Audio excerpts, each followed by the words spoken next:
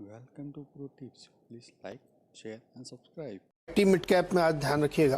और शुरुआत में मेरी टीम में आपको तो आईजीएल, इसमें बहुत सारी खबरें निकल के आ रही हैं कि कुछ 2-3 एरिया है एमएमआरडीए के आसपास, मुंबई के आसपास, जहां पे अपना एक गैस नेटवर्क डेवलप करेंगे। साथ ही इनको बांदा, चित्रकूट और महोबा में भी इंफ्रास्ट्रक्चर डेवलप करने के लिए इनको मिला है। तो आईजीएल के लिए अच्छा है कि अपने कोर टेरिटरी जो इनकी एनसीआर की है वहाँ से बाहर निकलेंगे, और गैस के दाम तो बढ़ ही रहे हैं रोज़, तो उस पर ध्यान रखिएगा। इंटरग्लोब एविएशन और स्पाइस जेट दोनों और एविएशन कंपनी, देखिए कल इसमें जो एविएशन मिनिस्टर साहब ने अपडेट दिए वो बड़े इंटरेस्टिंग है। एक तो उन्होंने कहा है कि अब पूरी तरीके से जो ट्रैफिक था यात्रियों के लिहाज से वो प्री कोविड लेवल पर हम पहुँच गए हैं। इंटरनेशनल फ़्लाइट्स शुरू हो गई हैं, 15 फ़्लाइट्स और शुरू हो रही हैं अभी कुछ दिनों के अंदर ही। साथ ही उनका 4,10,000 पैसेंजर जो इनकी कैपेसिटी थी वो अब वो बिल्कुल उस तरीके से पहुंच चुकी है प्री कोविड लेवल पे। दूसरा एक बहुत इंपॉर्टेंट जो सबसे ज़्यादा मुझे लग रहा है, ये राज्यों के साथ वैट घटाने को लेकर के बातचीत चल रही है एटीएफ के ऊपर। तो उससे एटीएफ और सस्ता होगा, क्योंकि एटीएफ पे कोई कंट्रोल नहीं है, क्योंकि चुनावों का असर एटीएफ पे नहीं पड़ता है। तो एटीएफ तो खूब बढ़ता रहता है, और एटीएफ बहुत बड़ा एक कॉस्ट फैक्टर है तमाम एविएशन कंपनीज़ के लिए। तो अगर ये घटना शुरू हो जाता है, ये वैट इस पर कम होता है, तो इन कंपनीज़ के लिए बड़ा रिलीफ है।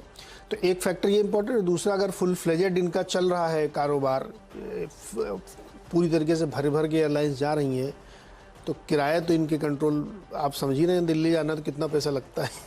और इनको एक बैंड मिलता है, उस बैंड के अंदर ये किराया तय करते हैं।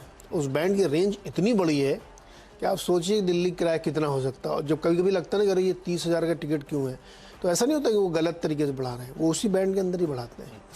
तो वो अपना बिजनेस सही से कर, मुझे लगता है अच्छी खबर दोनों के लिए, स्पाइस जेट के लिए भी, इंटरग्लोब के लिए भी। तो यहाँ पे ध्यान रखना चाहिए। 3 स्टॉक ही है। ठीक है। अब आइनियोस स्टायरोल्यूशंस, इसको मैंने रेड में रखा है। दरअसल आज इसका ओएफएस खुलने जा रहा है। प्रमोटर आइनियोस स्टायरोल्यूशंस एपीएसी जो है वो 25.5 लाख 25.3 लाख शेयर्स, यानी कि करीब 14.5% इक्विटी बेचने जा रहे हैं। तो आज जो ओएफएस खुलेगा वो नॉन रिटेल के लिए, कल रिटेल के लिए खुलेगा। और यही नहीं, ये 14%, 14.5% इक्विटी नहीं है, इसमें ग्रीन शू भी है। अगर डिमांड अच्छी रही तो additional 17 lakh shares, additional almost 9-10% shares और बेचे जाएंगे। यानी कि कुल मिलाकर प्रमोटर्स 24% का ह्यूज चंक जो है वो इस ओएफएस के जरिए ऑफलोड करने जा रहे हैं। स्टॉक है 1075 पे। इस तरह का ह्यूज चंक ऑफलोड करना है तो फ्लोर प्राइस है 800 रुपए। मुझे लगता है ये स्टॉक आज इन रेड ट्रेड करता हुआ नजर आएगा। कल के लिए कॉल लेंगे जब आज दिन के दौरान वो नॉन रिटेल की बुक बिल्ड हो रही होगी, तो समझ में आ जाएगा किस तरह का डिमांड ट्रैक्शन आ रहा है। टीवीएस मोटर कंपनी को भी मैंने रेड पे रखा है।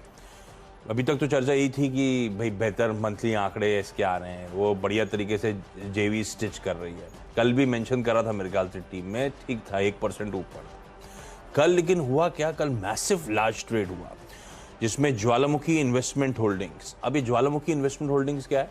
ये दरअसल जो पीई फर्म है वेस्ट ब्रिज कैपिटल, उसका एक आर्म है। उसने कल 32.5 लाख शेयर्स इस कंपनी के बेच दिए। इस तरह का ह्यूज ट्रांजैक्शन हुआ है। मुझे लगता है अच्छे आउट परफॉर्मेंस के बाद ये स्टॉक शायद थोड़ा सा प्रॉफिट टेकिंग के मूड में आया है। और जोड़ दीजिए इस कड़ी में आरवीएनएल को, रेल विकास निगम को। इसने महानदी कोलफील्ड्स, महानदी कोलफील्ड्स क्या है, कोल इंडिया की एक सब्सिडरी है, उसके साथ करार करा है। तो project consultancy, railway infrastructure works के लिए आरवीएनएल कंसेप्ट से लेकर कमिश्निंग तक काम करेगी, धंधा आएगा। आरवीएनएल को इसलिए इन ग्रीन रख रहा हूं। चलिए अगले जो 3 स्टॉक है वो चीनी वाली कंपनी है, और उसको इसलिए लिया है, केएम शुगर दिखाइए, केसीपी शुगर, मवाना शुगर, ये सब इसलिए क्योंकि ये वैल्यूएशन के लिहाज से अभी सस्ते हैं बाकी की तुलना में। कल मंत्री जी ने अपडेट दिया इसमें कि जो चीनी का एक्सपोर्ट है भारत से वो 3x हो गया, 3 गुना, 291% हुआ है, जो FY14 के बाद से उस लेवल को उसने क्रॉस किया है, जो 1 करोड़ टन पार कर गया है।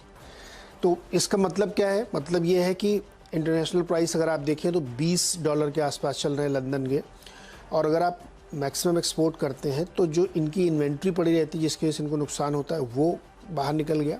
तो यहाँ पे स्टॉक कम हुआ और प्राइसिंग इनकी स्ट्रॉन्ग रहेगी, ये बिल्कुल एकदम तय समझिए आप। तो चीनी की इस प्राइसिंग का फ़ायदा इनको मिलेगा। और आपको याद होगा कुछ समय पहले सरकार ने सब्सिडी बंद कर दी थी एक्सपोर्ट के लिए, क्योंकि इंटरनेशनल प्राइस इतने बढ़ गए थे कि इनको दिक्कत नहीं थी, तो ये उस प्राइस पे बेच ले रहा है। तो ये इस तरीके का जो रिकॉर्ड प्रदर्शन इन्होंने दिखाया है एक्सपोर्ट का, वो बड़ा इंटरेस्टिंग है।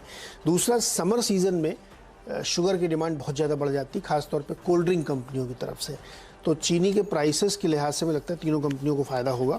तो इन तीनों में ध्यान दिया जा सकता है, ग्रीन ट्रेड हो सकता है।